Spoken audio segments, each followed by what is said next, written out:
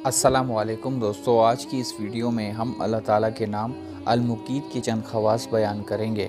जो कोई खाली आबखोरे में 7 मरतबा ये इसम पढ़कर दम करेगा और इसमें ख़ुद पानी पिए या किसी दूसरे को पिलाए या सूंघेगा, इंशाअल्लाह मकसद हासिल होगा। ये अमल सफ़र में अमन के लिए बहुत मुफीद है, ख़ास तौर पर जब इसके साथ लिईलाफ़ी कुरैश मिलाकर सुबह और शाम पढ़ी जाए।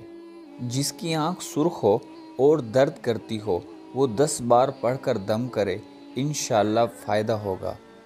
जो किसी को गरीब देखे या ख़ुद उसको गरीबी पेश आए या कोई लड़का बदखोई करे या बहुत रोए, 7 बार खाली आबखोरे पर पढ़कर दम करे और इसमें पानी डालकर ख़ुद पिए या दूसरे को पिलाए, इंशाअल्लाह फ़ायदा होगा।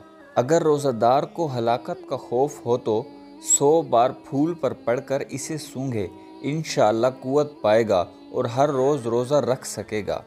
जो हर रोज़ 7 बार पानी पर दम करके पिएगा, इंशाअल्लाह गैब से रोज़ी पाएगा और कभी भूखा ना रहेगा।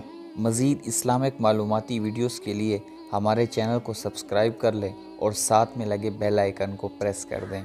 जज़ाकल्लाह।